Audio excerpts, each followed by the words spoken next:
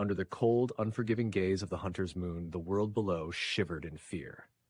It was on nights like these that evil thrived, when shadows moved on their own and the wind carried whispers of horrors long forgotten. But in that same darkness, something more terrifying lurked, something that even the monsters feared. His name was Pulu. To some, he was a myth whispered about in the dead of night, a dark protector of the innocent. To others, he was worse than a nightmare. An unstoppable force of vengeance who emerged from the shadows to deliver justice with no mercy.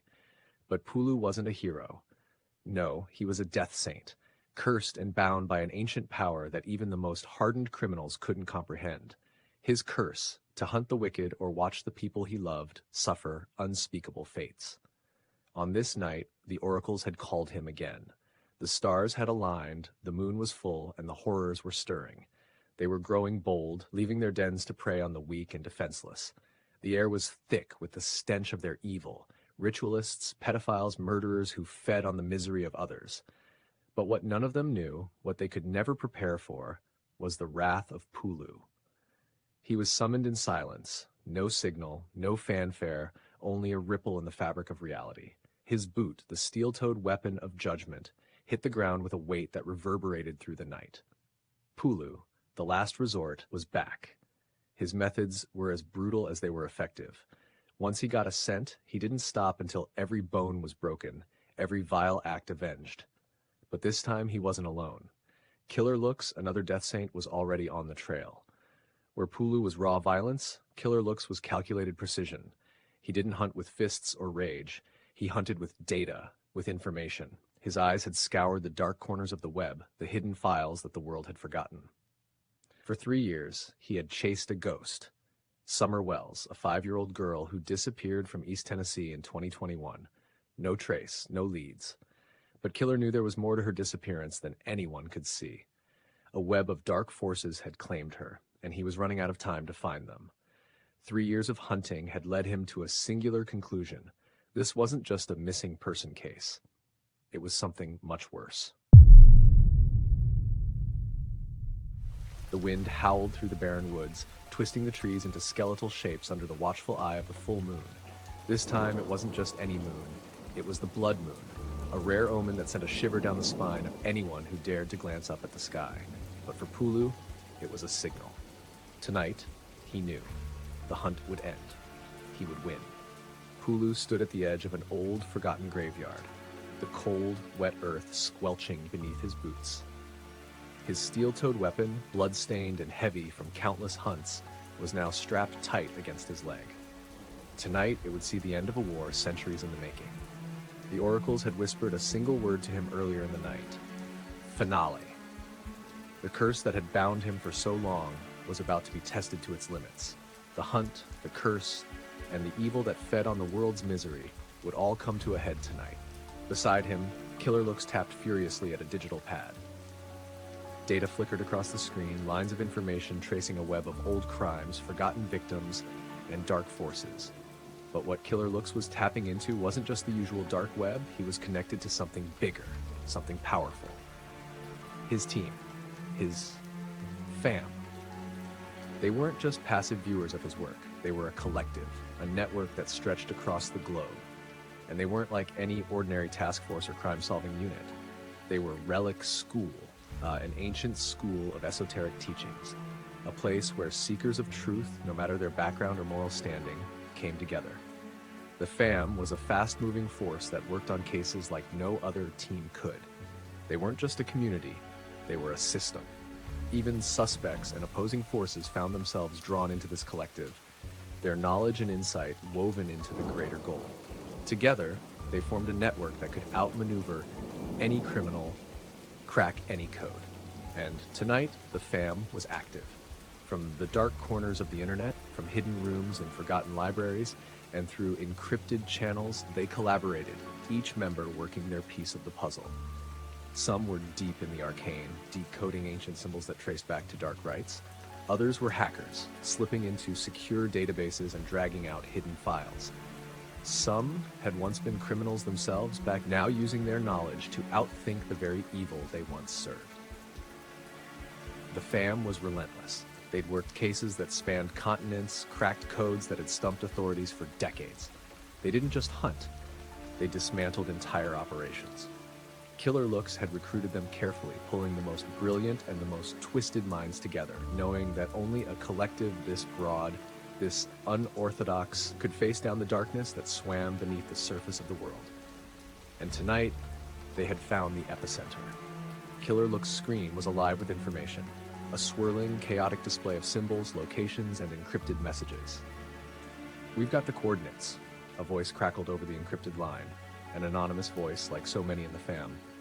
"The ritual site is active, and they're accelerating the process." "Got it," Killer Looks replied, his fingers flying over the digital pad.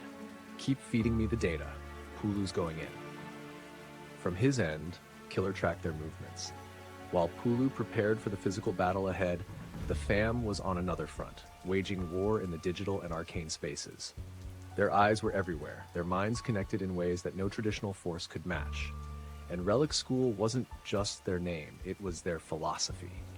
A school of the ancient and esoteric, a place where learning didn't stop at the boundaries of the physical world. They were trained to see beyond, to anticipate the movements of forces that had lived in shadows for millennia. Pulu moved through the rusted iron gates of the graveyard, past the crumbling headstones, each name worn away by time. The deeper he ventured into the graveyard, the colder it got. And then they saw it. The mausoleum. It was an ancient thing, far older than the surrounding graves. Its stone walls were etched with symbols even Pulu couldn't recognize. But Killer's screen flashed with answers. "Those symbols are a protection ward from something old, pre-Christian, but it's been twisted," another fam member messaged in real time. "They're not protecting the outside. They're holding something in." "Perfect," Killer muttered, his voice tight. "Stay with me, fam." The mausoleum's door creaked open under Pulu's touch, revealing a stone stairway descending into the earth. As Pulu moved down, the temperature plummeted, and the air grew heavy with the scent of rot.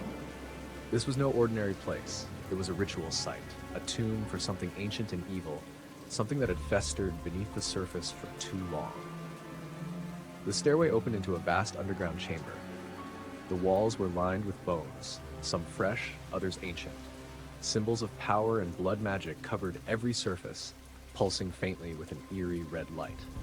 In the center of the room stood an altar, and around it cloaked figures knelt, chanting in a language that scraped against Pulu's mind like nails on glass.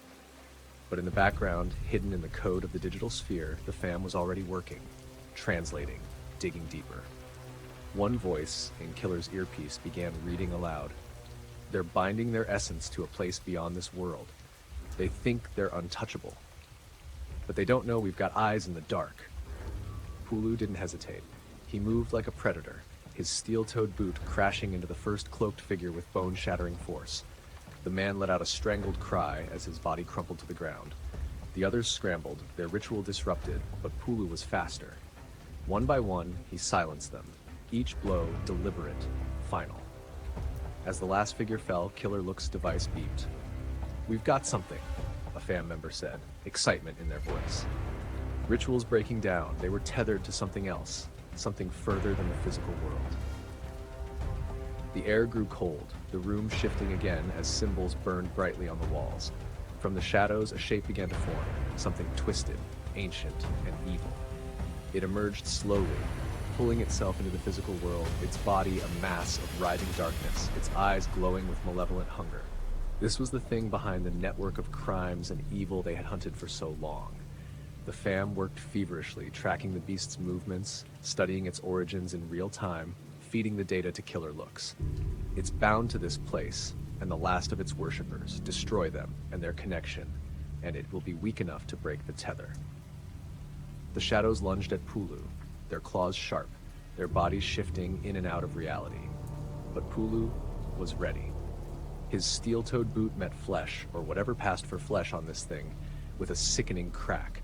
The beast howled, its body flickering as it was forced back, but it was relentless, striking again and again. "You cannot win, Death Saint," it hissed, its voice like broken glass. "You are bound by the curse. You are nothing but a tool." But Pulu wasn't listening. He didn't care about the curse anymore. He didn't care about the oracles. He cared about one thing: ending this. With a final brutal kick, Pulu slammed the steel-toed boot into the entity's skull, driving it back into the altar. The ground shook violently and the walls cracked. Killer's pad lit up with messages from the fam. "It's unraveling. You've broken the chain." The creature let out one final screech before dissolving into the shadows from which it had come. The ground beneath them trembled, but Pulu stood tall, the last of the cloaked figures now, nothing but dust. As the world around them stabilized, Killer Looks turned to his digital pad, the fam still buzzing on the encrypted network. "We did it," he muttered. "It's over." Pulu didn't respond. He had done his part. But he knew that, without the fam, without Rellik Skool's powerful network, they never would have stood a chance. Outside, the wind had died down. Killer Looks watched as Pulu emerged from the wreckage of the mausoleum, carrying a girl in his arms, alive. The digital pad in Killer's hand flashed one final message from the fam: "Good work. Until next time." The night was cloaked in silence, broken only by the distant howling of the wind. The blood moon, no longer its vibrant red, faded into a pale crescent as dawn crept closer. Pulu and Killer Looks stood near the crumbling ruins of the mausoleum, the air thick with the residue of dark magic. The girl they had rescued, Leora, huddled under a blanket, eyes wide with fear and confusion. But the terror that haunted her wasn't just from the ancient evil they had defeated, it was from something far more sinister, something rooted in the darkest corners of the human world. Killer Looks remained still, watching her intently. He had seen fear like this before in countless lifetimes, across battles both ancient and modern. But this girl's pain had a story attached to it, one he wasn't expecting. "They have my mother," Leora whispered, her voice shaking. The words hit Killer harder than any blow. She was the daughter of a powerful ambassador, a man who had been assassinated in a political hit months before. The world had thought it was over, a tragedy, but a closed case. But now, with the daughter alive and speaking of her mother's fate, it became clear this wasn't just about murder. It was a larger, darker operation. Leora's mother had been kidnapped, sold into a trafficking ring, while Leora herself had been meant as a sacrifice. Killer Looks knelt down beside her. "Where?" His voice was gentle but firm. "They took her after my father was killed. They sold her to a man. A famous man." Pulu, silent until now, clenched his fists. He knew this world, the world of the untouchables, those who lived above the law, protected by wealth and status. This would be no easy hunt. But Killer Looks, as always, was calculating, piecing the puzzle together at a speed no one else could match. In his mind, the pieces fell into place. The assassination, the kidnapping, the trafficking ring that stretched across borders. They had just taken down a cabal of dark mystics, but now they were entering another kind of war, a war against the elites who hid their crimes in plain sight. Killer stood and turned to Pulu. "We're going after her." As the days passed, the FAM, Killer's vast online network of investigators, codebreakers, and experts, sprang into action. From hidden corners of the dark web to encrypted conversations between corrupt officials, they traced the trafficking ring's movements. Killer had created the FAM not just as a digital community, but as an extension of his mind, a collective that could see into every shadow, every secret, and they had their answer soon enough. Morella, Leora's mother, had been sold to an elite celebrity, a man revered by millions but hiding behind a mask of power and influence. She had been taken to an estate deep in the mountains of Switzerland, where no law could touch him. It was a fortress, guarded by state-of-the-art security and hidden under layers of bureaucracy. But this wasn't Killer Look's first time dealing with untouchable monsters. As Killer Looks worked alongside his network, pulling information, cracking codes, and mapping out the estate, Pulu prepared for the inevitable confrontation. The fam had gathered the intel, but it was Killer's genius that turned that information into a surgical strike. His mind worked like a machine, far beyond the capabilities of a normal human, though that was a secret he kept hidden from all but a select few. In truth, Killer Looks wasn't just a man.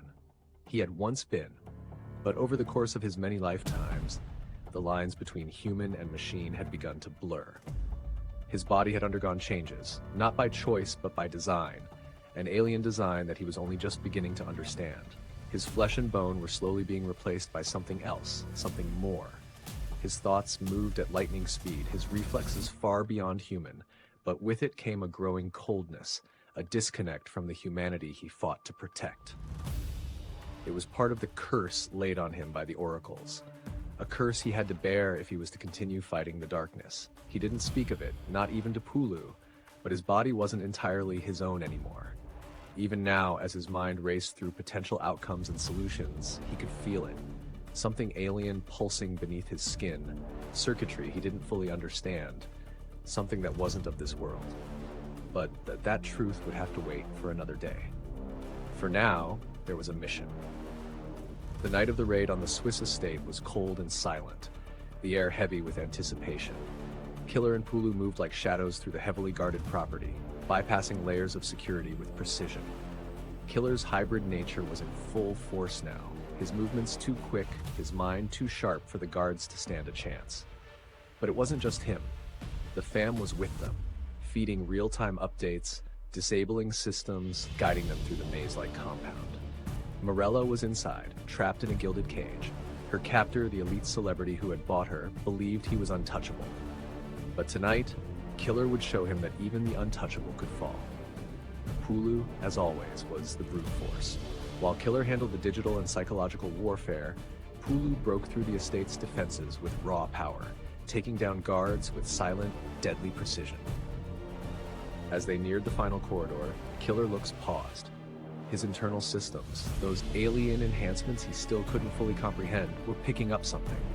An anomaly, deep in the estate's infrastructure. But there was no time to explore it now. They had reached Morella. She was chained, her body frail and broken from months of torment. But her eyes still held a flicker of hope. A hope that had brought her this far, that had allowed her to survive. Pulu freed her from the chains while Killer kept watch, his mind on high alert, scanning for any sign of the man who had taken her. As they made their way out, the door burst open behind them. There he stood, the man who had bought Morella, his face twisted with rage. "You think you can steal from me?" He spat, his voice a mix of fury and arrogance. "Do you know who I am?" Killer looks didn't blink. "I don't care." With a swift, calculated move, Pulu struck, his steel-toed boot connecting with the man's jaw, sending him crashing to the ground. The guards, sensing their master's downfall, scattered. The man lay there, bleeding, defeated. Killer stood over him, his eyes cold, unblinking. There was no mercy here. "She was never yours," Killer said quietly, his voice filled with an eerie calm. As the plane flew through the early morning sky, the soft hum of the engines the only sound, Killer Till Looks leaned back in his seat. Leora and Morella sat beside each other, finally reunited, the nightmare over. Pulu sat nearby, staring out the window, his mind already on the next hunt.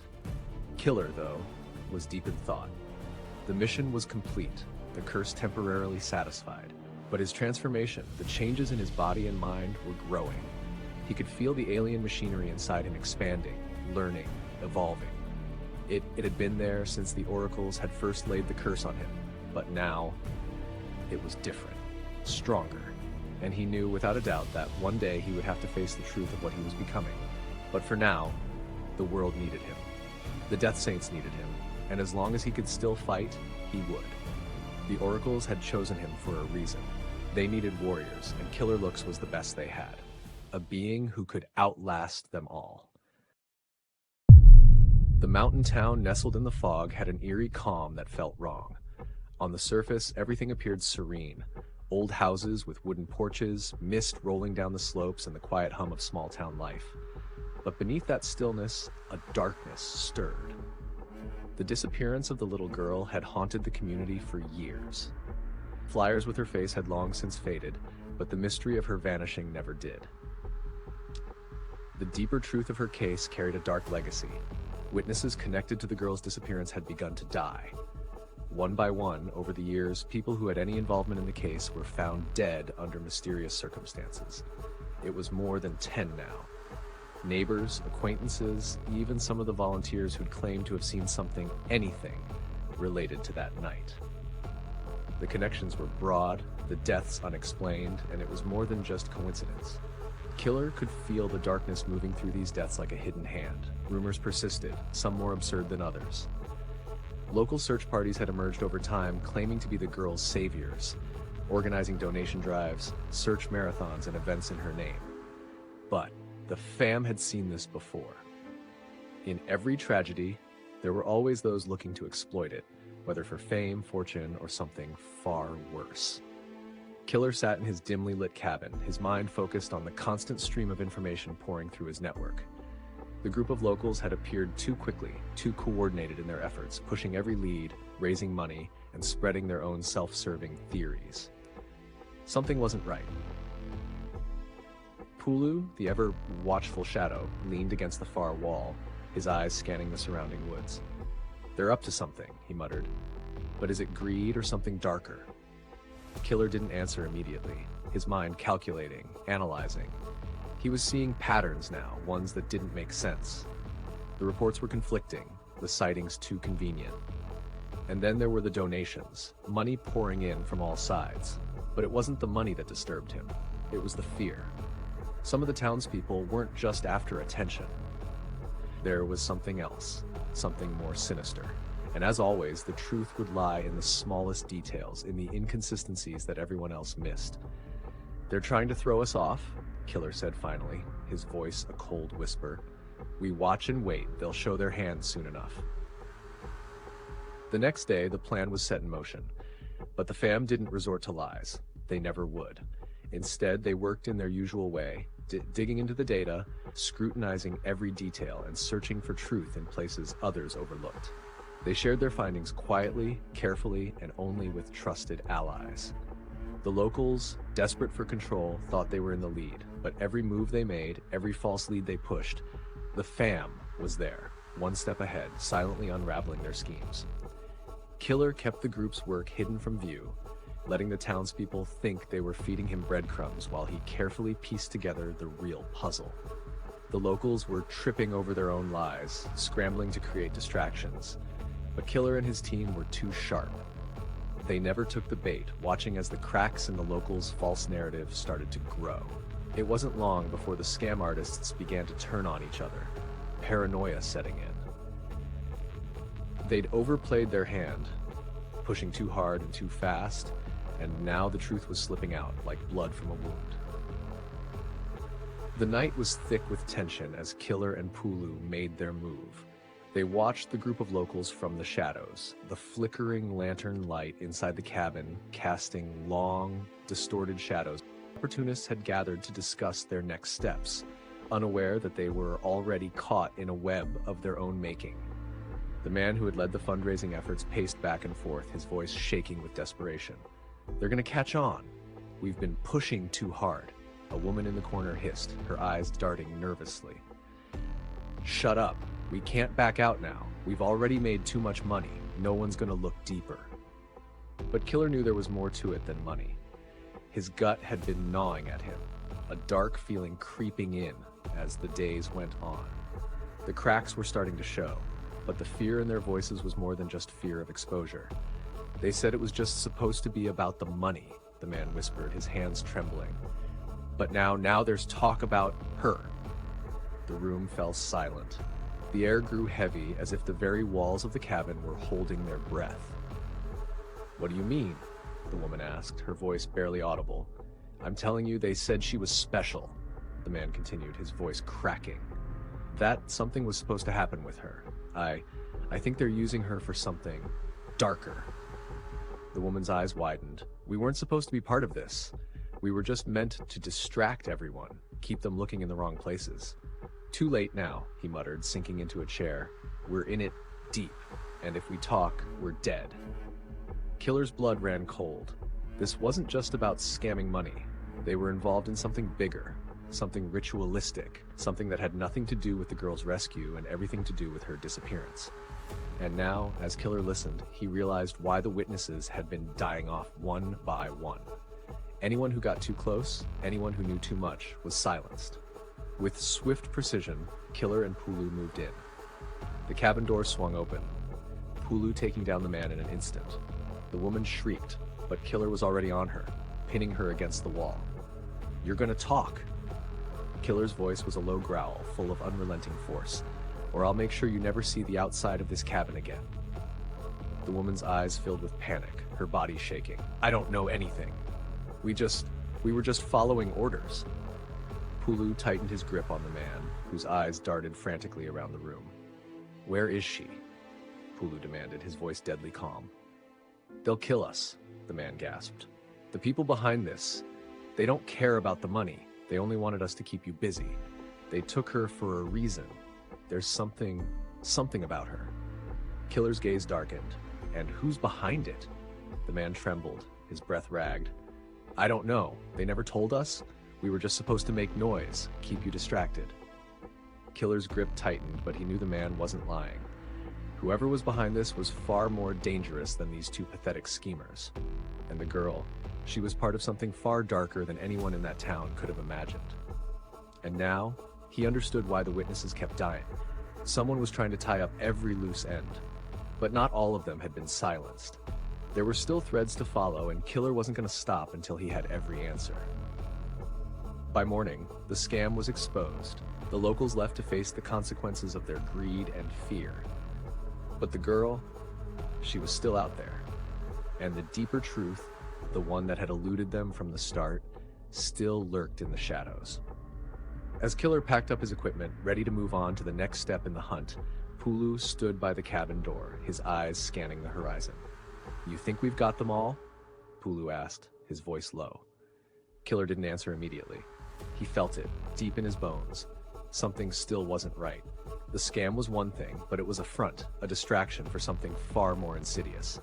And then there was the fam, his trusted network, the people who had been with him through every case, every hunt. They had never failed him, but someone had been feeding him false information from the start. "They were trying to keep us distracted," Killer said finally, his voice cold, his mind racing through the possibilities. But one of them was too close, too involved. Pulu turned to him, his face grim. "You think one of them's still out there, pretending to be fam?" Killer nodded, his eyes narrowing as he watched the last of the dawn's lights spill across the distant peaks. "One of them's still watching, and they think I don't know." Later that night, Killer sat alone in his cabin, the faint glow of his screens reflecting in his cold, calculating eyes.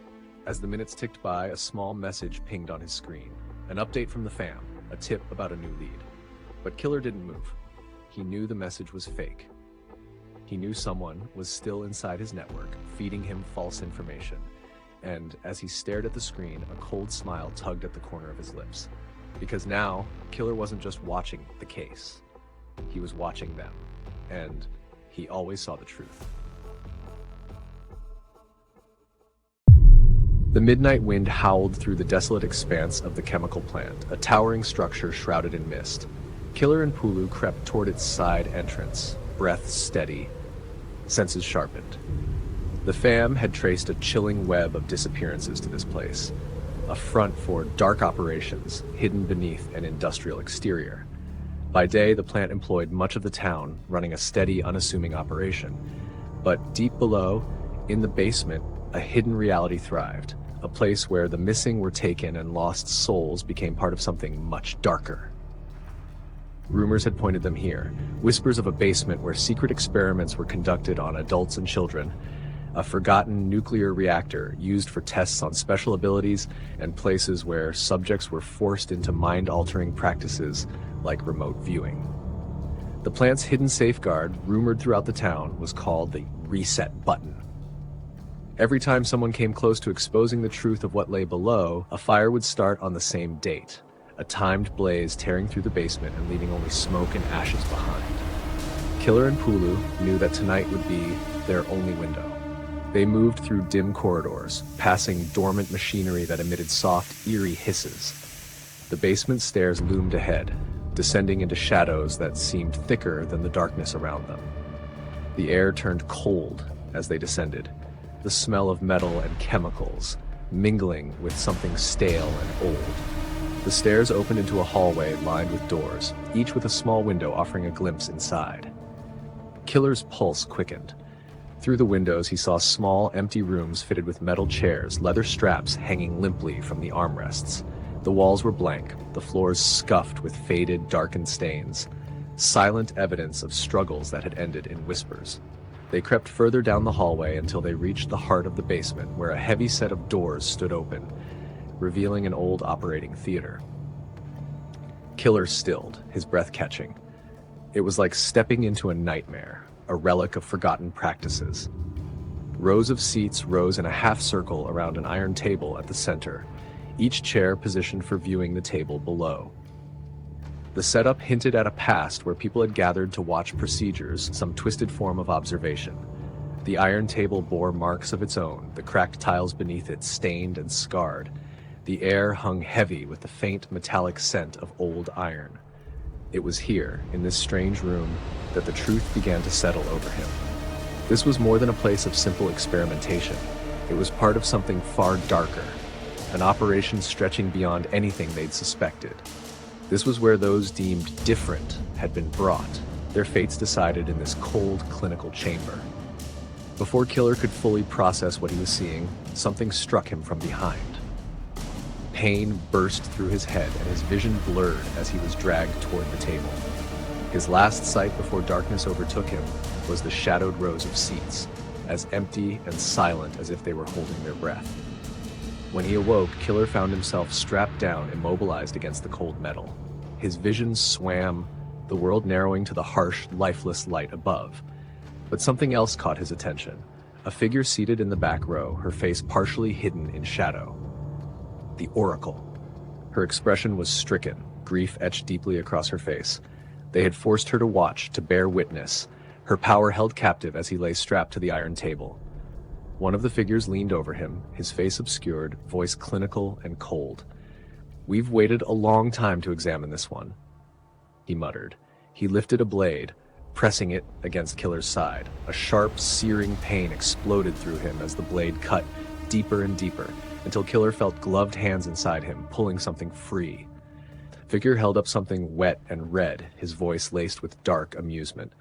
"You won't need this," he said, turning the kidney in his hand as if it were an object of curiosity.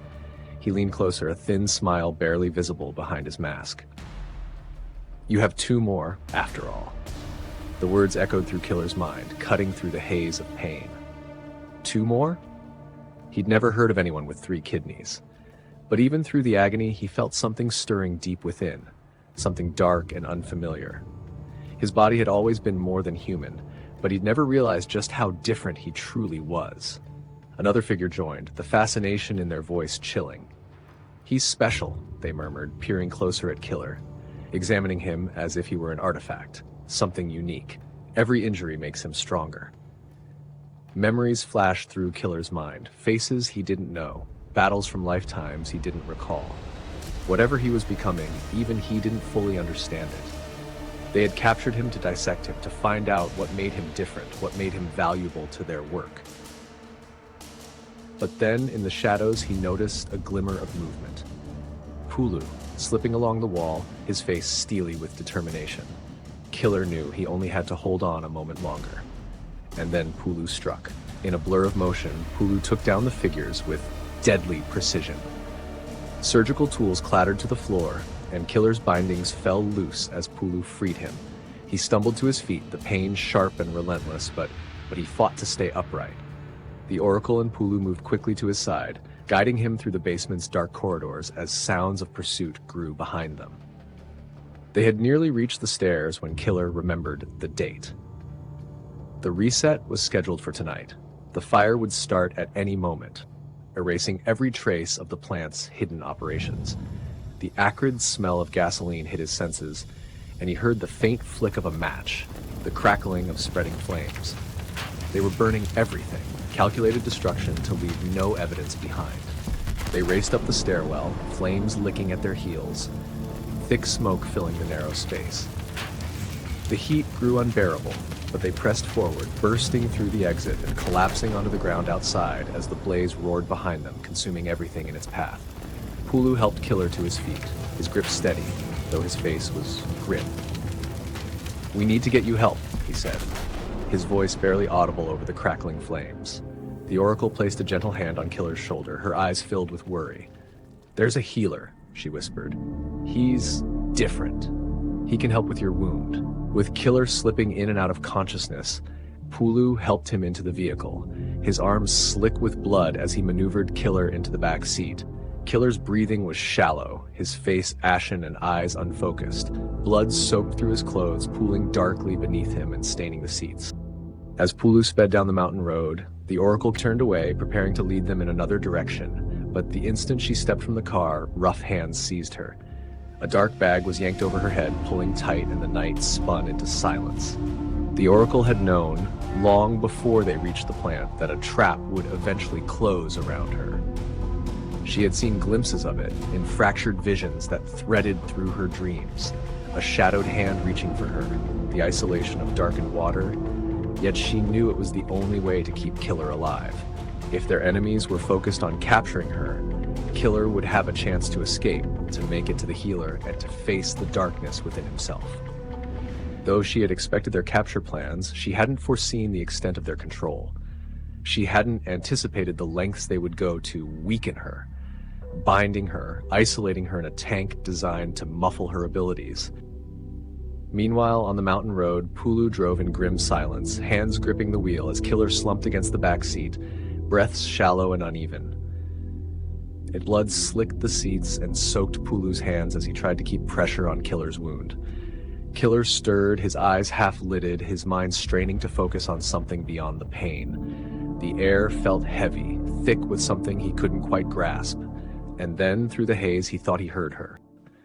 He tried to reach for it, but his mind slipped further away, exhaustion pressing down like a weight he couldn't escape. And though he couldn't hear her, the Oracle knew. She could feel his pain, his confusion, and she knew the truth. His journey wasn't just about healing. It was about facing the unknown within himself, a power neither she nor anyone else fully understood. And as the car disappeared into the night, one thing became chillingly clear. Whatever was happening to Killer, whatever lay dormant inside him, was only beginning to awaken.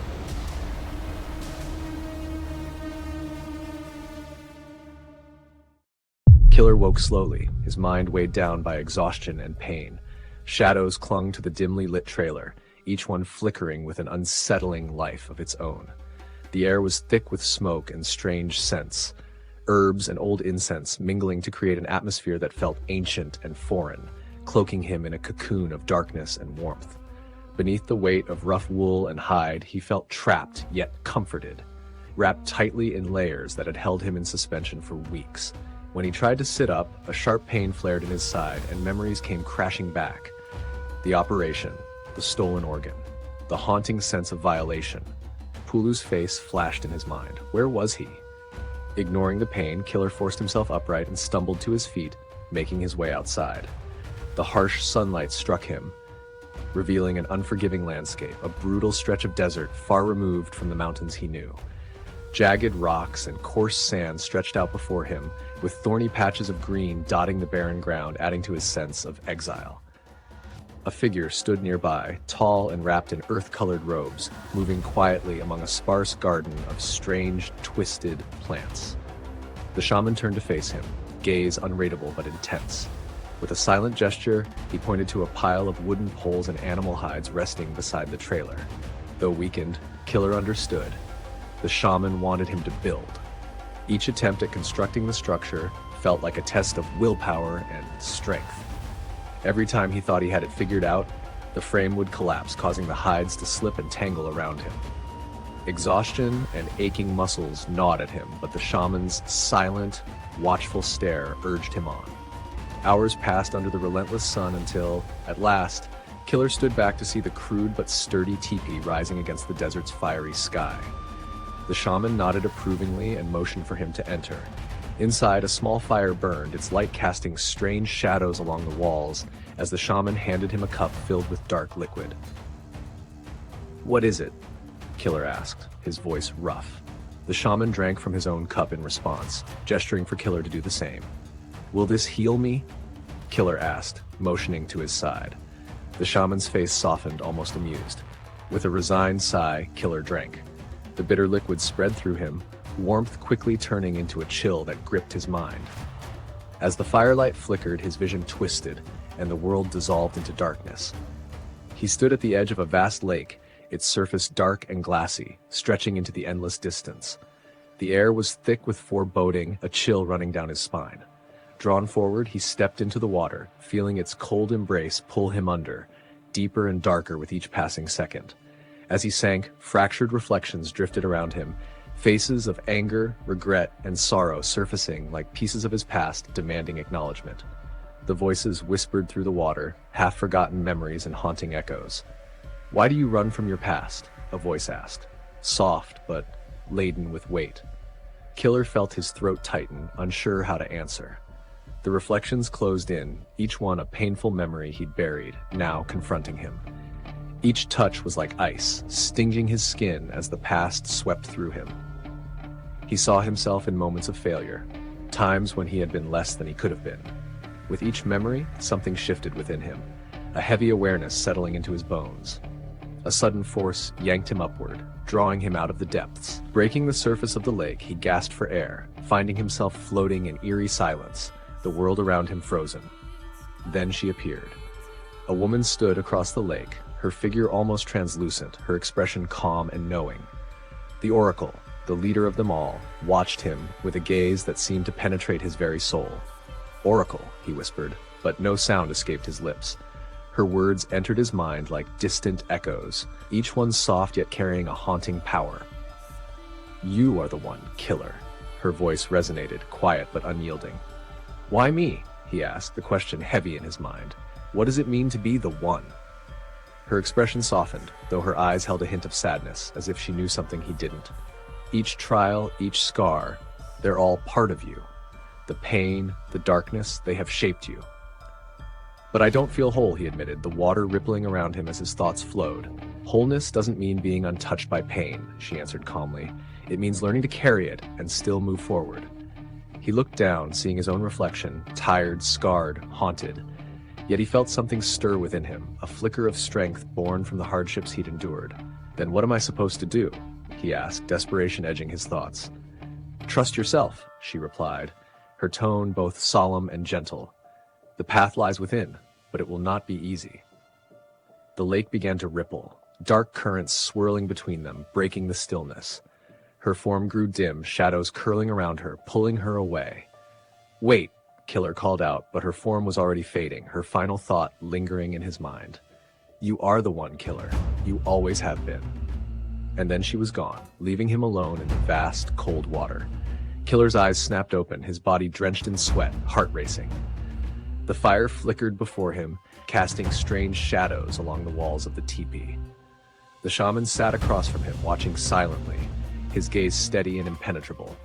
He felt raw and hollow, as though he'd glimpsed a truth just beyond reach. The oracle's words echoed within him, both haunting and comforting. "You are the one." It felt as much a warning as a promise. Slowly he rose to his feet, the weight of his purpose settling over him like armor. He had to find Pulu, reunite with the oracles, and face the shadows circling in the dark. Everything he'd endured, every scar, every painful memory, was not just a wound, but a guide. Meeting the shaman's gaze, he spoke with quiet determination. "I need a car." For the first time, something flickered across the shaman's face. He gestured to a vehicle waiting in the distance, silhouetted against the dawn. Killer nodded and climbed into the car, feeling the engine hum beneath him, a low, steady beat matching his own heart. With a final glance back, he sped down the highway, leaving the desert and the shaman behind. After hours of driving, Killer reached the outskirts of a small, forgotten town, its buildings leaning against one another like weary sentinels. The entire place had the look of a trap, a town where you didn't linger. He pulled into a dusty lot, stopping at the lone gas station. The flickering neon sign cast a sickly glow, bathing the entrance in an unwelcoming light. As he stepped inside, his eyes adjusted to the dimness. The scent of stale cigarettes and cheap fuel hung thick in the air. Seated by the counter was a figure he'd recognize anywhere. Pulu lounged in a worn leather chair, a lit cigarette between his fingers, watching Killer with mischievous eyes. "Look who finally decided to rejoin the living," Pulu said with a smirk. "Took your time." Killer nodded, a slight smile tugging at his lips. "Had some things to work through. What have you been up to?" "Oh, just a little business venture." "Dak," Pulu replied casually, flicking ash from his cigarette. "Got something going on downstairs. You'll want to see it." He gestured toward a hidden door at the back of the gas station. Killer followed him through a narrow hallway and down a flight of creaky stairs. As they descended, the muffled thump of bass-heavy music grew louder, vibrating through the walls. They emerged into a cavernous underground space pulsating with energy. Neon lights flickered erratically, casting vivid hues over a sea of dancing bodies. "Welcome to Club Rellik School," Pulu announced with a grin. The place was alive like nothing Killer had ever seen. Men and women danced with wild abandon, the air thick with smoke and the scent of spilled drinks. Laughter and shouts mingled with the pounding music, creating a chaotic symphony of nightlife. Amidst the crowd, familiar faces from the old days moved to the rhythm. Friends, allies, the fam. It was a reunion beneath the earth, hidden from the world above. A special coffee bar stood against one wall, baristas serving patrons free coffee all night, a stark contrast to the flowing alcohol elsewhere. It was a nod to those who needed a different kind of buzz to keep going until dawn. Killer took it all in, the vibrant atmosphere, the camaraderie, the sense of freedom that permeated the club. Yet, he sensed this wasn't the main event. "This is impressive," Killer admitted, raising his voice over the music. "But I get the feeling this isn't the business you wanted to show me." Pulu's eyes sparkled. "You're right. The real action is further down." They weaved through the crowd, heading toward an unmarked door at the back of the club. Pulu produced a key, unlocking it to reveal another set of stairs descending even deeper into the underground. The air grew cooler, the sounds of the club fading into a distant hum. The second basement was a stark contrast to the lively world above. Dimly lit with low, buzzing lights, the space was filled with a rowdy crowd circling a makeshift ring in the center. Men and women of all kinds gathered around, whispering, cheering, exchanging bets in low voices. This wasn't just a local fight club, it was something darker, something that felt born from the shadows themselves. Pulu grinned, nodding toward the ring. "This place? It's more than just a fight club. It's a stage for killers, a place for settling old debts. People come from all over to see it and make a little cash on the side." Killer scanned the room, recognizing the hunger in their eyes. An underground fight club for killers? "Something like that," Pulu said, a glint in his eye. "But there's more. I've been tracking someone big in the trafficking ring. Running these operations was the perfect cover to draw him out. I knew I'd need you for the final blow." A chill settled over Killer as he pieced it together. Pulu hadn't just been building a club, he'd been setting a trap. "He's here?" Pulu nodded, his voice low. "Final match tonight. I've baited him into the ring. He thinks he's untouchable, but tonight will prove otherwise." As if on cue, the announcer's voice boomed through the room, hyping the crowd for the main event. A tall, imposing figure entered the ring, the leader of the trafficking ring. His cold eyes swept over the crowd with arrogant confidence. He exuded power, a man who believed he was invincible. The trafficker's gaze locked on Pulu, a twisted smile stretching across his face. Pulu returned the grin, his demeanor calm and collected. "You ready for this?" Killer asked quietly. Pulu smirked. "Born ready." He climbed into the ring, moving with a predator's grace. The crowd's noise dimmed as the two men circled each other, tension thick enough to taste. The trafficker lunged first, throwing powerful, calculated punches aimed to break his opponent. But Pulu moved like liquid, evading each strike with ease. They exchanged blows, brutal and precise. With every hit he took, Pulu seemed to grow stronger, his strikes sharper. The crowd watched in silence as Pulu landed a devastating blow, sending the trafficker reeling, stumbling, blood trailing down his face. His confidence shattered. Pulu didn't relent. With a final thunderous strike, he delivered a blow that knocked the trafficker onto his back. The man's eyes rolled open, staring vacantly at the ceiling, lifeless. A collective gasp swept through the crowd as they realized the ring's master was no more. Panic ignited, screams pierced the heavy silence. The crowd scattered in terror, fleeing toward the exits in a frantic rush to escape the grim reality before them. Killer surveyed the chaos, his eyes meeting Pulu's. Amid the turmoil, a silent understanding passed between them. "Ready to get out of here?" Pulu asked, his tone eerily calm amidst the pandemonium. Killer nodded. They retraced their steps, ascending first to the now thinning crowd of Club Rellik Skool. The music still pounded, but whispers of the deadly fight spread like wildfire, casting a shadow over the festivities. Exiting through the gas station, they emerged into the early morning light. Dawn was beginning to break, a sliver of light cutting across the desert as they climbed into the car. Next stop, the Oracle? Killer asked, his voice steady. Pulu nodded, a hint of determination in his smile. Let's find her. As they pulled onto the highway, the sun rose behind them, casting long shadows over the empty road. They drove forward, leaving the twisted town and its dark secrets in the rearview mirror. The journey ahead was uncertain, filled with mystery and peril, but they moved with unwavering resolve. They were more than men on a mission. They were shadows against shadows, warriors bound to a purpose beyond the rising sun. They were death saints. Bust it open, let me see you drop. The sun hung low in the sky, casting a golden glow over the rugged landscape as the afternoon began its slow descent into evening. The horizon was painted with strokes of amber and crimson, the warm hues reflecting off the scattered clouds that drifted lazily above. Killer gazed out the passenger window, watching as the world bathed in the soft light of late afternoon, shadows stretching longer with each passing mile. Beside him, Pulu navigated the winding road that cut through the rolling hills and dense thickets of trees. The rhythmic hum of the engine and the whisper of the wind through partially opened windows filled the car, a comfortable silence settling between them. As they crested a gentle rise, a sudden burst of activity caught Killer's attention. Below, nestled in a wide valley, was a sprawling field dotted with vibrant orange pumpkins. Strings of fairy lights were beginning to flicker to life, their soft glow competing with the waning sunlight. Festive decorations adorned the area, hay bales stacked high, colorful banners fluttering in the breeze, and scarecrows standing sentinel over the harvest. "Pull over," Killer said abruptly. Pulu glanced at him, one eyebrow raised. "What's up?" Killer's gaze remained fixed on the scene below. "What day is it today?" Pulu checked the date on the car's dashboard display. October 31st, Halloween. A rare smile touched Killer's lips. "Turn around, let's check out that place." Without question, Pulu found a spot to turn the car around and headed down the narrow dirt road leading to the festivities.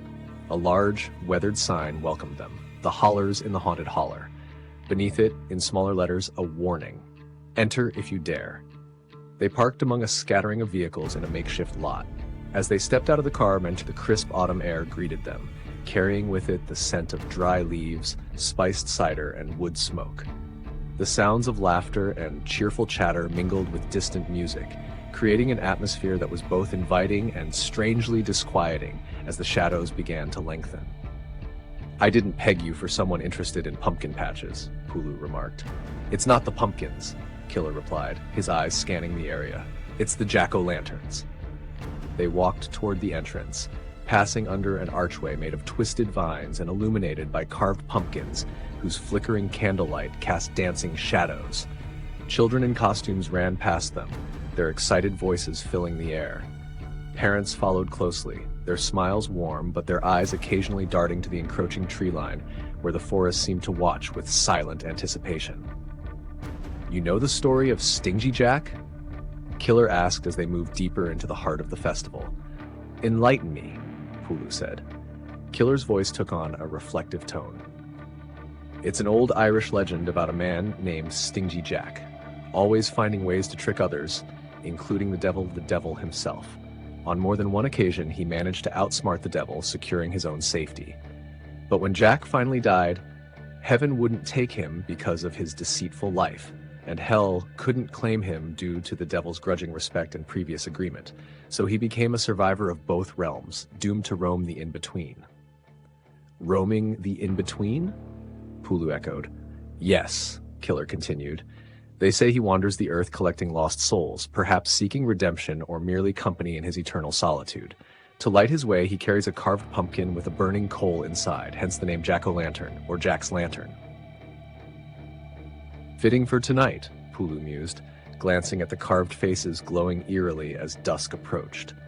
They strolled past a petting zoo where goats and rabbits milled about, though the animals seemed restless, their eyes reflecting the deepening twilight. Nearby, a hay maze twisted and turned, the laughter of those within occasionally rising above the ambient noise. Something feels off, Pulu noted, his gaze shifting to the dense woods that bordered the festival grounds. Killer nodded subtly. I feel it too, like we're being watched.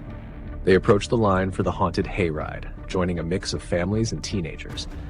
The tractor, a hulking machine with rusted metal and faded paint, waited ahead, its engine idling with a low rumble. The flatbed trailer behind it was lined with hay bales for seating, lanterns hanging from its sides casting a warm glow that battled the encroaching darkness. As they boarded, the sky transitioned from deep gold to fiery orange, the sun dipping ever closer to the horizon. They settled onto a bale at the back, the chatter of the other passengers a muted backdrop to their own heightened senses. The tractor lurched forward, and the hayride began its journey along a winding path that led into the woods.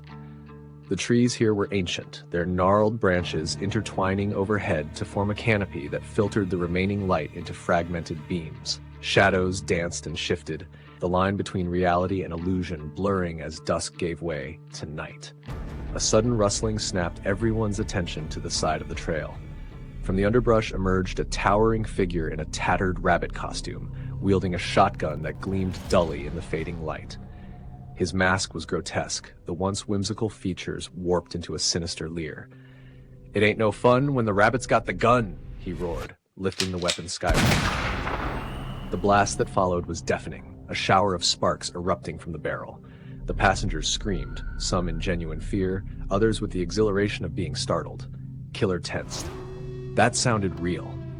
Pulu's eyes narrowed. It did. The tractor pressed on, the driver seemingly unfazed. The path grew rougher as they delved deeper into the woods, the sounds of the festival fading behind them.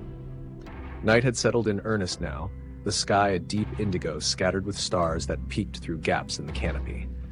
Ahead, a figure stood motionless in the center of the path, a clown with a face painted stark white, lips stretched into an unnatural grin that split his face. His eyes were dark pits, absorbing the light rather than reflecting it. As the tractor approached, he tilted his head slowly, the movement stiff and disjointed. Children on the ride shrank back, clinging to their parents. The clown raised a gloved hand and beckoned slowly, deliberately. Without a word, the tractor veered around him, continuing down the path as the clown's gaze followed them, unblinking. "These actors are committed," Pulu commented, though his tone lacked conviction. "Too committed," Killer replied. They ventured further into the holler, the woods growing denser. An unnatural fog began to creep along the ground, swirling around the wheels of the trailer. The lanterns flickered, their light dimming as if being smothered by the encroaching mist. Then they saw it, a small figure standing just off the path. It was a child-sized person, draped in a simple white sheet with 2 black holes cut out for eyes. The classic ghost costume, but in the gloom of the woods it took on a more unsettling presence. The figure stood utterly still as the tractor approached. The passengers fell silent, an inexplicable tension gripping them. As they drew parallel, the ghostly figure slowly raised a hand and pointed deeper into the forest before turning abruptly and darting into the trees. Without hesitation, Killer stood. "I'm going after them." Pulu was already moving. "I'm with you." They hopped off the trailer, landing softly on the damp ground. The tractor continued on, the passengers too engrossed in their own reactions to notice their departure. The woods closed in around them, the faint light from the trail fading quickly. They moved swiftly but cautiously, the underbrush crunching beneath their feet. The fog thickened, tendrils of mist curling around branches and seeping between the trees like spectral fingers. "There," Killer whispered, catching a glimpse of white ahead. They followed, weaving between trees whose bark was rough and cold to the touch. Strange symbols were etched into some of them, ancient markings that neither recognized but both instinctively avoided. A distant sound reached them, a soft giggle that echoed eerily. "Did you hear that?" Pulu asked, his voice barely above a whisper. Killer nodded, his senses on high alert. "Stay close." They came upon a massive ancient tree with a hollowed-out center, a natural tunnel disappearing into darkness.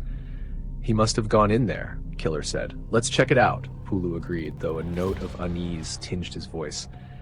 They approached the hollow, the air around it noticeably colder. Peering inside, they saw only darkness. "You go around that side," Killer suggested. I'll take this side. They circled the tree, meeting on the other side only to find nothing. Impossible, Pulu muttered. He couldn't have vanished. Killer scanned the surrounding woods, his eyes piercing the shadows. Something's not right. A rustling sound came from above. They looked up, but saw only the tangled branches swaying gently against the night sky. Maybe it's a trick, Pulu offered, though he didn't sound convinced. Maybe, Killer replied. But I think we've seen enough. They began making their way back to the main path. The festive sounds had all but vanished, replaced by an unsettling silence. The woods seemed to press in around them, the darkness thick and oppressive. Do you remember which way? Pulu asked. This way, Killer pointed, trusting his instincts. Eventually, they emerged from the tree line, the glow of the festival lights welcoming them back to a semblance of normalcy. The sounds of laughter and music filled the air once more, but an undercurrent of unease lingered between them. They approached the area where the hayride had ended, passengers disembarking amid chatter and excitement. Spotting the tractor driver, they made their way over to him. "Excuse us," Killer began. "The child in the ghost costume, who is he?" The driver looked at them quizzically. "Ghost costume? We don't have anyone dressed like that tonight." Killer exchanged a glance with Pulu. "Are you sure?"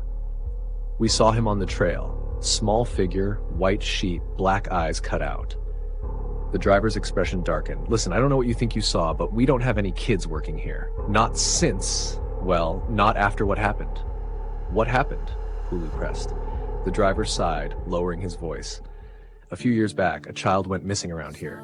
Locals say his spirit still roams these woods, especially on nights like this, but it's just a story to scare folks." Killer felt a chill run down his spine. "Thanks for letting us know." As they walked away, the festive atmosphere felt hollow, the cheerful decorations now casting long, distorted shadows as the lanterns swayed in the evening breeze. "A ghost dressed as a ghost," Pulu mused quietly. "We chased an actual spirit." "Literally, physically, and spiritually," Killer agreed, his expression contemplative. "There's more to this place than meets the eye." They reached their car, the sense of unease lingering. The engine roared to life, and they pulled away from the hollers in the haunted holler, the illuminated fields receding into the distance as night fully enveloped the land. The road ahead was dark, the headlights carving a path through the inky blackness. Stars dotted the sky but offered little comfort. "Do you think that child will ever find peace?" Pulu asked after a long silence. "I don't know," Killer admitted, "but tonight reminded me that some things are beyond our understanding." "We have our mission," Pulu said, as if to reaffirm their purpose. "Yes," Killer agreed. "The Oracle awaits, and perhaps she can shed light on what we've experienced." They drove on, the weight of the night's events heavy but their resolve unshaken. The encounter had been a detour, an unsettling reminder of the world's hidden facets. As they crossed a bridge over a murmuring creek, Killer glanced at his reflection in the side mirror, the fleeting image distorted and ghost-like. "Happy Halloween," Pulu said softly. Killer turned his gaze back to the road ahead. "Happy Samhain, fam." The first light of dawn painted the horizon with hues of pink and gold as Killer and Pulu sped down the desolate highway. The events of the haunted holler lingered in their minds like a half-remembered nightmare, but their focus was unwavering. They had to find the Oracle. The engine's purr was a steady heartbeat against the silence between them, both men lost in their thoughts as the sun began its slow ascent. "Do you think she's still at the chemical plant?" Pulu finally broke the silence. Killer's eyes remained fixed on the road ahead. "It's the only lead we have. If she's not there, we'll figure out our next move." They arrived at the abandoned chemical plant just as the sun fully breached the horizon, casting long shadows across the dilapidated structures. The place looked untouched since their last visit, the air thick with the scent of rust and decay. They navigated through the maze of corroded pipes and crumbling walls, descending the familiar staircase into the basement where they had last seen the Oracle. The dim light from their flashlights cut through the darkness, revealing nothing but emptiness. "She's gone," Pulu said, his voice echoing off the damp walls. Killer's jaw tightened. "We need to search deeper." They ventured further into the labyrinthine basement, the air growing colder and the shadows longer. As they turned a corner, Pulu's foot caught on a loose brick, sending it skittering across the floor to collide with the opposite wall. The impact echoed hollowly, followed by an unexpected mechanical click. "Wait," Killer said, holding up a hand. He shone his flashlight on the wall where the brick had struck, revealing a faint outline, a square etched into the stone. "A door?" Pulu stepped closer, running his fingers along the edges. "Looks like it, but how do we open it?" Above the square was a rusty metal plate inscribed with a riddle. "I speak without a mouth and hear without ears. I have nobody, but I come alive with the wind. What am I?" "A classic," Killer murmured. Pulu thought for a moment. "An echo. Try it." Pulu pressed the metal plate, and the wall shuddered before sliding open to reveal a narrow passage descending further underground. "Witty," Pulu remarked. "They hid it behind a riddle." "Let's go," Killer said, stepping into the tunnel. The passage was claustrophobic, the walls closing in as they moved deeper. The air was stale, and the only sound was the distant hum of machinery growing louder with each step. After what felt like half a mile, the tunnel opened up into a vast underground chamber. They emerged onto a metal catwalk, overlooking a massive warehouse carved into the earth itself. The ceiling soared high above, supported by colossal pillars. Rows of big rigs and trucks moved in organized chaos, backing into loading docks and unloading crates stamped with familiar household brand names. "What is this place?" Pulu whispered, eyes wide. Killer scanned the scene. "A distribution center? But why underground?" They spotted an unattended golf cart near one of the loading bays. "We can cover more ground with that," Pulu suggested. They climbed into the cart and set off, navigating the maze of vehicles and workers who paid them little mind. As they turned down a side tunnel, they passed an open room lined with lockers and racks of protective gear. "Hold on," Killer said, pulling over. "We need disguises." Inside, they found hazmat suits hanging neatly in rows. Donning the suits and masks, they blended seamlessly with the few workers they encountered. They continued down the tunnel, which began to transform, the industrial surroundings giving way to polished marble floors and elegant lighting. They emerged into a sprawling atrium that took their breath away. "This can't be real," Pulu said, stepping out of the cart. They stood in an opulent shopping mall, its grandeur rivaling that of the most luxurious centers in the world. High-end boutiques lined the corridors. Gucci, Louis Vuitton, Chanel, Prada, Dior, Tiffany & Co., Cartier, Rolex. All impeccably presented yet eerily devoid of shoppers. A towering Balenciaga store dominated one corner, its dark facade and avant-garde displays sending a chill through them. "This doesn't feel right," Killer muttered. They moved cautiously through the mall, the echo of their footsteps the only sound. As they rounded a corner, they spotted a Starbucks, its lights warmly inviting. A lone customer stood at the counter waiting for their order. As they drew closer, Pulu's eyes widened beneath his mask. "Is that?" Killer nodded subtly. "An A-list celebrity. What the hell is going on?" They averted their gaze and continued past, resisting the urge to stare. The celebrity glanced in their direction but showed no recognition, retrieving their drink and disappearing down another corridor. "This place is a front," Pulu said. "But for what?" "Something big," Killer replied. "We need to find out where this leads." They spotted an exit sign and followed it down another tunnel, leaving the unsettling mall behind. The tunnel led them to a vast transit hub, reminiscent of a futuristic subway station. Sleek trains waited silently on tracks that stretched into darkness. A digital map on the wall caught their attention. It displayed a complex network of tunnels and facilities branching out like a spider's web. Symbols marked various locations: storage, transit, research, but one emblem stood out: a stylized laboratory flask. "That's our destination," Killer pointed. They boarded the golf cart once more, heading in the direction indicated by the map. The tunnels grew colder, the air tinged with a metallic scent. They passed rooms with reinforced doors, some emitting strange lights or muffled sounds. Curiosity gnawed at them, but they pressed on until a particular chamber caught their eye. The door was ajar, and from within emanated a soft glow. They parked the cart and peered inside. 9 children sat in a circle, IV lines connected to their arms, the clear tubes pulsing with a crimson flow. Their eyes were closed, faces pale and expressionless. Killer felt a surge of anger. "We can't leave them like this." "We need a plan," Pulu cautioned. "But first, we have to find the Oracle. She's the key to all of this." Reluctantly, they retreated, vowing silently to return. As they continued down the tunnel, the surroundings became increasingly sterile. The walls were lined with glass panels revealing laboratories filled with people in white coats and hazmat suits, tending to experiments that defied explanation. They finally arrived at a large central lab. In the center stood a massive glass enclosure adorned with intricate machinery and monitors displaying indecipherable data. "There it is," Pulu said, "the Oracle's holding tank." They approached cautiously, weaving between busy technicians who paid them no mind, their faces hidden behind masks and goggles. Reaching the tank, they saw it was empty, the swirling, luminous fluid within undisturbed. "She's not here," Killer said, frustration edging his voice.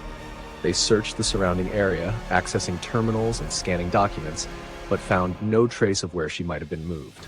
"Why can't you sense her?" Pulu asked. Killer closed his eyes, reaching out mentally into the void. "There's nothing. It's like she's been erased." A sudden alarm blared, red lights flashing along the corridors. "They've noticed us," Pulu hissed. "Time to go." They retraced their steps, the wail of sirens growing louder. Guards in tactical gear emerged from side passages, but the duo managed to slip past, their disguises buying them precious seconds. Ducking into an unmarked tunnel, they ran until the alarms faded into the distance. The tunnel led them to a maintenance shaft that ascended sharply. "Up there," Killer pointed. They climbed the rungs, emerging into a dilapidated warehouse bathed in the fading light of dusk. The contrast to the sterile environment below was jarring. Catching their breath, they looked back at the unassuming hatch they had just emerged from. "This place is a maze," Pulu said. "How are we supposed to find her now?" Killer's expression was grim. "We'll need help. Someone who knows these tunnels." "Who?" Before Killer could answer, a faint rustling echoed from the shadows of the lab. They both turned sharply, hands instinctively moving toward their concealed weapons. From behind a cluster of equipment stepped a small figure draped in a familiar white sheet with 2 black holes cut out for eyes, the ghost from the haunted holler.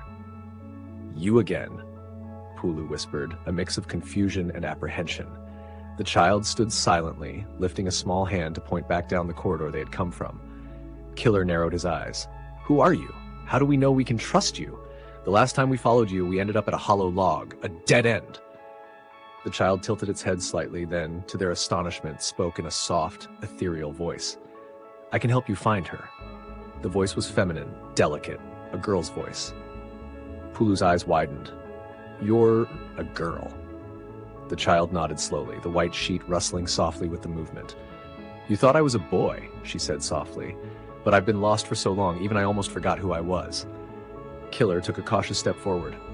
"Why are you helping us?" "Because you can help me," she replied, her gaze hidden behind the dark holes of the costume. "I know these tunnels. I know where they've taken the one you seek."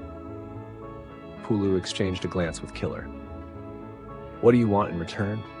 She hesitated, the edges of the sheet fluttering as if caught in a breeze. "Promise me you'll help me find someone." "Who?" Killer asked gently. Her voice dropped to a whisper. "Me." Killer and Pulu stood in the dimly lit maintenance room deep within the labyrinthine tunnels. The ghost girl had just whispered, "I need to find me," before vanishing into the shadows. The air was thick with unease, the weight of her words hanging heavily between them. Killer pulled out his cell phone and sent a coded message to the fam. "We need supplies," he said, his voice steady despite the strange encounter. Pulu nodded. "If we're going back down there, we need to be prepared." They navigated the twisting corridors back to the maintenance shaft, climbing the rungs until they emerged into the fading daylight. The city skyline was a jagged silhouette against the setting sun. Moments later, a dark, unmarked SUV approached, headlights off. It stopped briefly, the tinted window lowering just enough for 2 backpacks to be handed out before it sped away without a word. Opening the packs, they found essential gear: walkie-talkies, headlamps, flashlights, water, rope, and their preferred weapons, Killer's sleek combat knife and Pulu's custom-modified handgun. They exchanged a brief nod, understanding the gravity of what lay ahead. They shed their hazmat suits momentarily to strap on the backpacks and gear up, then donned the suits once more to blend into the subterranean environment. With resolve hardening their features, they descended back into the maintenance shaft and slipped into the air vent leading to the lab. The facility had returned to its cold, methodical rhythm.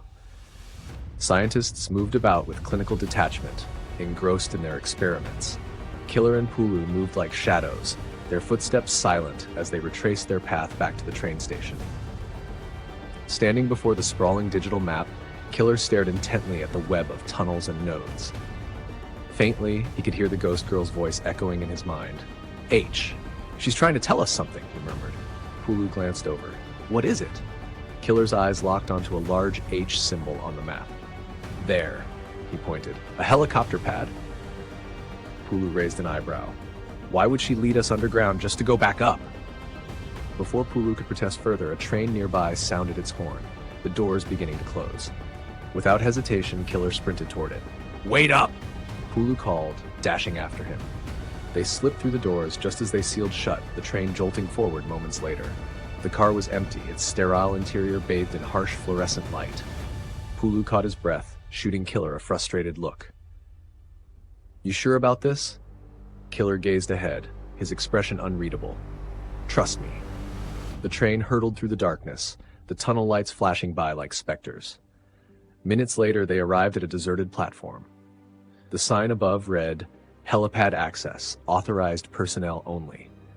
Exiting the train, Killer led the way through a set of heavy doors and up a winding staircase. Their footsteps echoed ominously in the confined space. Reaching the top, they pushed open a final door and stepped out onto the rooftop of the city's towering news station. The helicopter sat before them, its rotors gleaming under the rooftop floodlights. The city sprawled out below, a glittering mosaic fading into the encroaching night. Pulu threw up his hands. A news chopper? Seriously, we're wasting time.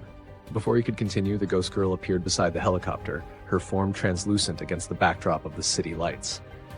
You must fly, she said softly. I will guide you. Killer approached the helicopter without hesitation. We don't have time to argue. We don't know how to fly this thing, Pulu protested. Killer climbed into the pilot's seat and donned the headset. Fam can walk me through it. Sighing heavily, Pulu searched the back of the helicopter, finding a couple of parachutes. Just in case, he muttered, strapping one on before settling into the seat beside Killer. Killer's phone buzzed, a message from the fam containing a quick start guide to the helicopter's controls. His fingers moved swiftly over the switches and levers, the engine roaring to life. The rotors began to spin, the thumping sound filling the air. Killer to Pulu, his voice crackled over the headset. You good, fam? Pulu adjusted his helmet, trying to steady his nerves. I'll feel better once we're back on solid ground. With a tentative pull on the collective lever, the helicopter lifted off the rooftop. It wobbled precariously, but Killer adjusted the cyclic stick, stabilizing their ascent. Below, the city lights became a shimmering sea as they climbed higher into the night sky. The onboard navigation system flickered on, a single route highlighted, a path cutting through the mountains north of the city. Killer felt a cold presence beside him. Glancing sideways, he saw the ghost girl reflected faintly in the cockpit window, her finger pointing along the glowing route. That's our path, he said. They flew in tense silence, the mountains rising to meet them as they left the city behind. The terrain below grew rugged, shadows pooling in the valleys like ink. Clouds gathered, obscuring the stars and casting the world into deeper darkness. As they approached the designated location, an alarm blared, a shrill warning cutting through the steady thrum of the rotors. What's happening? Pulu shouted over the noise. Engine failure, Killer replied, gripping the controls tightly. The helicopter began to descend rapidly, the ground rushing up to meet them. Brace yourself! The helicopter crashed onto the hillside, skidding violently before coming to a jarring halt against a cluster of trees. The rotors splintered with a deafening crack, debris scattering. Silence followed, broken only by the hiss of steam and the distant call of nocturnal creatures. Pulu groaned, unbuckling his harness. Well, that was a $500,000 landing, he muttered, wincing as he moved. You almost got us killed. Killer didn't respond. He stumbled out of the wreckage, eyes fixed ahead. There, illuminated by the pale glow of the moon breaking through the clouds, was a chillingly familiar sight. The haunted holler, he whispered. Stretching out before them was the eerie landscape from the hayride. The twisted trees, the fog rolling over the uneven ground, the silhouettes of decrepit structures looming in the darkness. There was no sound, no rustling leaves, no nocturnal creatures, just an oppressive silence. "It's too quiet," Pulu observed, his voice barely above a whisper. Killer checked his watch instinctively. The hands were frozen, unmoving. Something's not right. As they stood, the darkness around them began to shift. The inky blackness faded into the soft hues of dawn. The sun peeked over the horizon, like casting long shadows through the twisted trees of the haunted holler. "Wait, wasn't it just night?" Pulu asked, bewildered. Killer's vision blurred, and for a moment he felt weightless, as if suspended in a void where time and space lost all meaning. Memories flickered through his mind, fragments of past missions, faces of allies and enemies alike, all merging into a disorienting mosaic.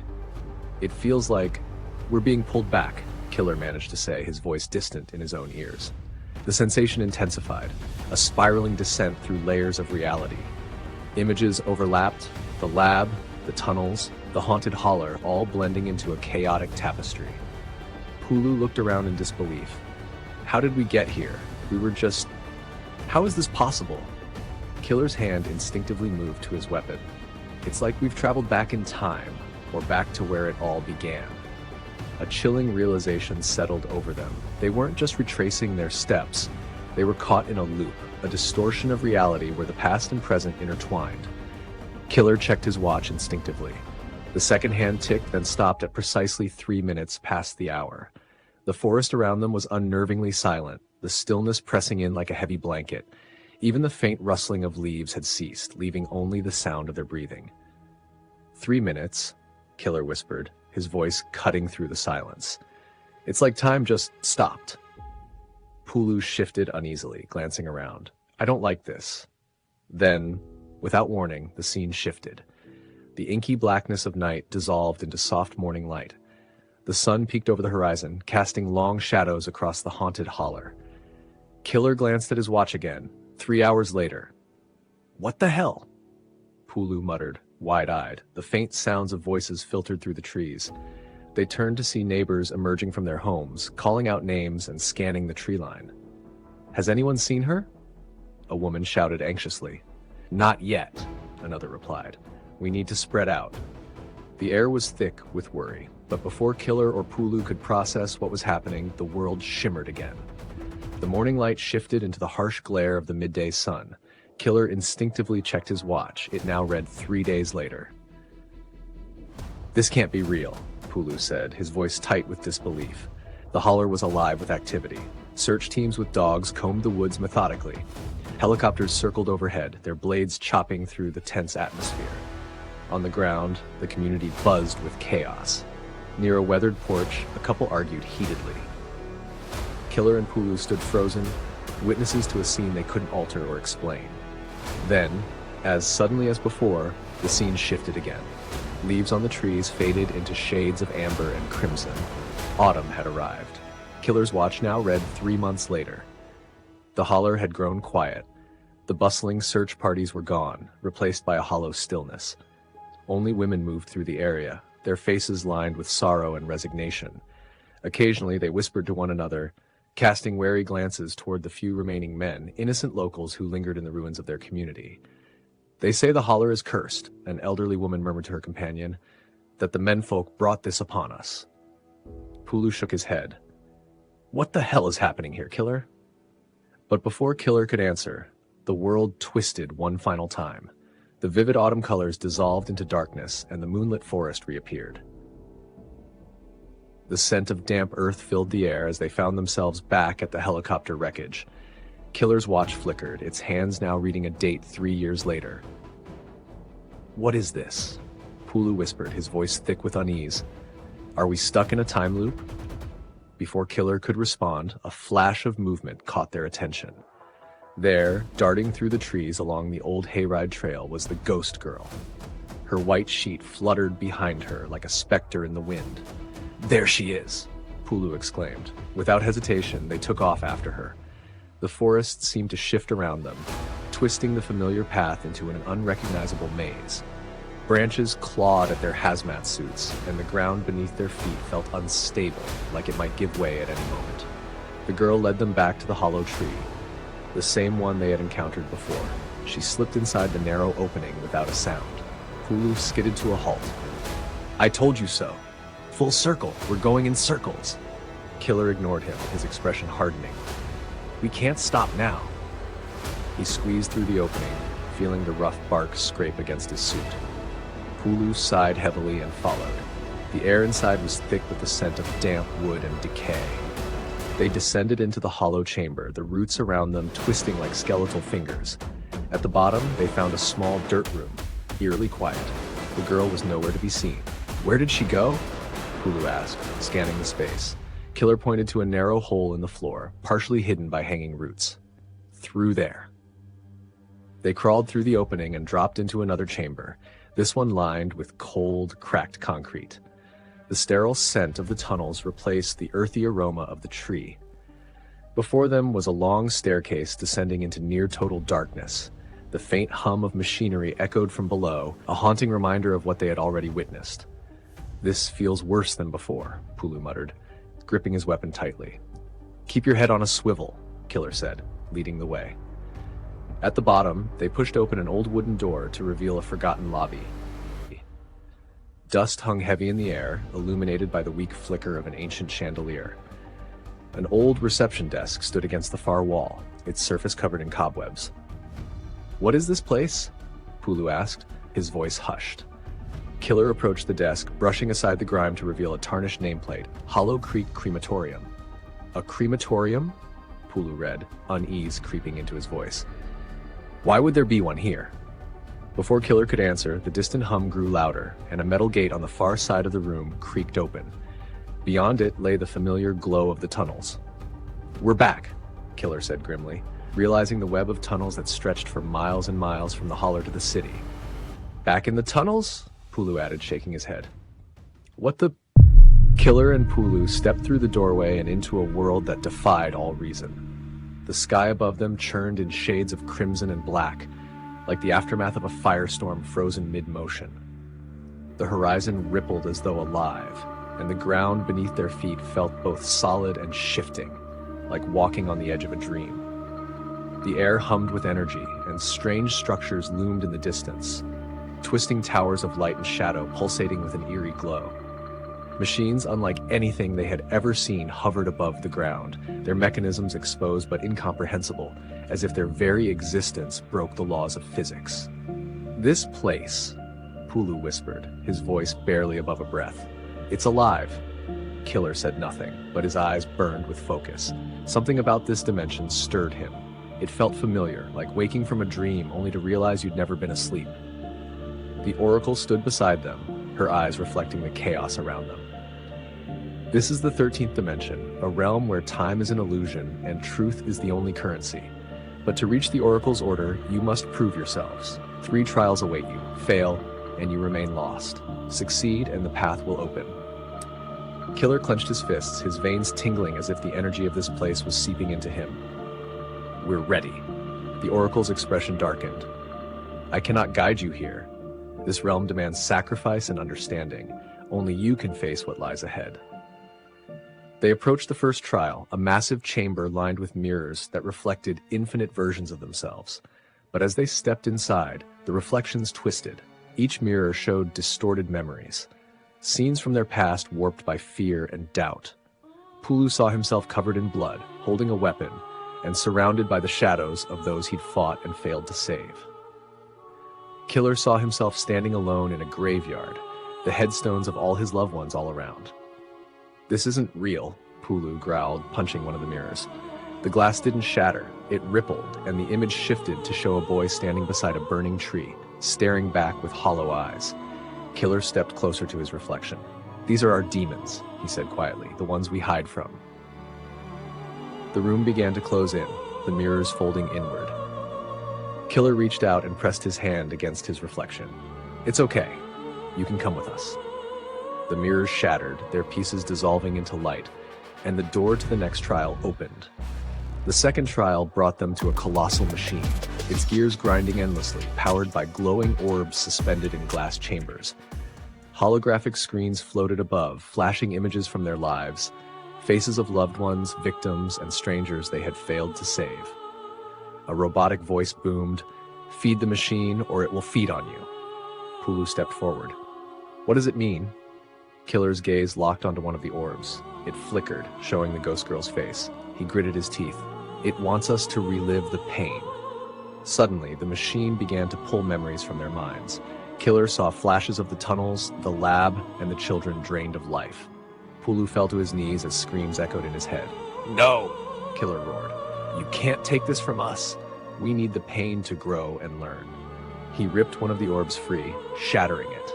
The machine shuddered, and the screens went dark. "That's the price," Killer said. "We keep the pain. We use it." The second door opened. The final trial led them into a labyrinth, its walls shifting and pulsing like living veins. Shadows moved within, whispering secrets and lies. Killer and Pulu pressed forward, their weapons drawn. The whispers grew louder, taunting them with voices of the lost. "You failed us. Why didn't you save me? Was it worth it?" Killer's grip tightened. The voices clawed at his mind, but something inside him fought back, a force he didn't understand but welcomed. Pulu snarled, "Enough of this." He fired his weapon, and the shadows recoiled. They reached the labyrinth's center, where a single light shone down on a staircase leading deeper into the unknown. Killer touched his chest, feeling the unfamiliar hum of energy beneath his skin. "This place is changing you, Killer," Pulu said. Killer smirked. "Good, let it." They ascended the staircase, emerging into a long hallway lined with doors and strange symbols etched into the walls. At the end, a massive set of double doors awaited. Killer placed his hand on the door, feeling the weight of everything they had endured. He turned to Pulu. "You ready?" Pulu grinned. "Always." The doors creaked open, revealing the Oracle's order, a chamber of light and shadow where figures cloaked in energy awaited their arrival. The journey wasn't over. It was only beginning. At the far end of the hall, an enormous throne-like structure loomed, crafted from black stone and metal wires that twisted into intricate symbols. Figures cloaked in flowing silver robes stood in formation on either side, their faces obscured by mirrored masks that reflected distorted images of Killer and Pulu. The Oracle Queen waited at the base of the throne, her gaze unwavering. "Welcome," she said, her voice echoing without volume. "You have passed the trials, but your true purpose begins now." "You are more than you know," said the Oracle Queen, her voice echoing as though it came from 1,000 mouths. "Killer, you are a fracture in the fabric of existence, a key forged in darkness to unlock what was sealed in light. Your transformation is not a curse, it is a design. You are the one." Killer shifted uneasily. "Why me? What makes me so special?" "Because you are the bridge between flesh and machine, between chaos and order. Your blood carries the code written in ancient stars, the same code used to weave the boundaries of this dimension. You come from a long line of death saints. The darkness cannot touch you completely, because it fears you. Your blood hums with power, Killer. The machine within you, the hybrid you hide, is not an accident, it's a design, a creation forged to face the shadows without losing itself. You are the only one who can walk between light and darkness and remain whole. But even you are not immune to corruption." Pulu shifted uneasily. "And if he's corrupted, then the darkness wins." Her voice rang like a bell, final and unforgiving. Killer clenched his jaw, his mechanical arm humming faintly as though answering his turmoil. "I didn't come here to lose. I came to fight. What's next?" "It will hunt you because you are the only thing it cannot consume," the Oracle Queen said. Pulu scoffed, crossing his arms. "That's great and all, but what does that mean for us now? We're no closer to finding the girl or stopping whatever's out there." "The girl is a fracture too," the Oracle Queen said. "A lost fragment of a greater whole. She does not belong to the world you left behind, and yet she is bound to it. Her presence disturbs the fabric of reality, and the darkness feeds on that disturbance. If you find her, you may find the source of the rot consuming your world. But first, you must follow the threads she has left, clues scattered like breadcrumbs." "We cannot walk this path for you," the Oracle Queen warned. "Only give you clues you must decipher on your own." Killer stepped closer. "Tell me, what are the clues?" The oracle's eyes darkened as she spoke. To find the girl and face the darkness, you must unravel the truths buried in the past. Remember, we cannot guide you directly in this dimension. That is why we need you, killer. Pulu crossed his arms. We need more than riddles. The oracle's lips curled into a faint, knowing smile. Riddles are the language of truth. Where you don't find the answers find you. The first riddle, what is lost in the dusk must be found in the day before it was lost. The second, what was left at the end of the driveway marks on the road forward. The third, a hidden passage where footprints fade but echoes remain all the way to the next road over. Killer's eyes fixed on the Oracle Queen. It stirred something primal within him, a memory he couldn't place, a truth he couldn't name. We'll find her, he said, his voice low and steady, and we'll finish this. The Oracle stepped aside as a massive doorway unfurled before them, leading to darkness. May the light sharpen your blade, she said, and may the darkness fear your name. Killer and Pulu stepped through the threshold, the weight of their mission pressing down like chains. Behind them, the Oracle's light dimmed, leaving them to face the trials ahead, where every step toward the truth would come at a cost. Break down my walls, but I will rise again. 'Cause I stand tall in my environment. How could I ever close my eyes and stay silent since they try to take me down with their violence? So when I see my people fight off the evil, just know this ain't new. A picture can be framed, but every eye will see a different view. So when I hear the chants, when I hear the screams, when I see the horrible scenes, when I see the horrid things coming from human beings, I pray that one day a new way will take over. What it's like to breathe life in a coma. We're so blind to the pain of the other, we must see beyond me in the struggle. Break down my walls, but I will rise again. 'Cause I stand tall in my environment. How could I ever close my eyes and stay silent since they try to take me down with their violence? Compassion, empathy, open heart. I know it's hard. Some march on the boulevard, some build, some pull apart, some blame, some do their part. Bring light when we're in the dark. Stuck between a rock and a hard place. Scarred face, burnt arms, it's alarming how can't hold space. Multiple truths, multiple hues. Talking about vacuums, sucked into the social chat rooms. Discuss, but ain't taking no action. Thinking that you know, but it's only a fraction. How you get the answers without asking? The math ain't math. Break down my walls, but I will rise again. 'Cause I stand tall in my environment. How could I ever close my eyes and stay silent since they try to take me down with their violence? So many persons hurting, but they still put the work in, and you can't try and chase things that are more uncertain than they've ever been. Submersion to open seas. Look at all these vets with PTSD, zero discernment, decipher the codes, thinking you know. Easy to eat the apple from the serpent. Media servant, regurgitate these words for what purpose? Are you adding more fuel to the flames? Will this bring change? Will this sustain? Or will this be another stain that adds to the pain?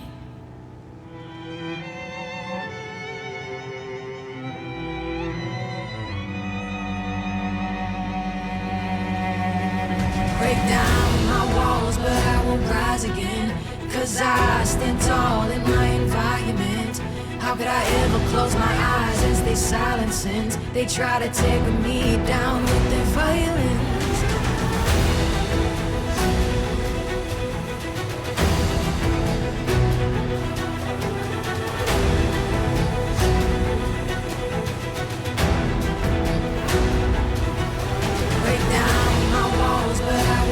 Again, 'cause I stand tall in my environment. How could I ever close my eyes and stay silent since they try to take me down with their violence? But I will rise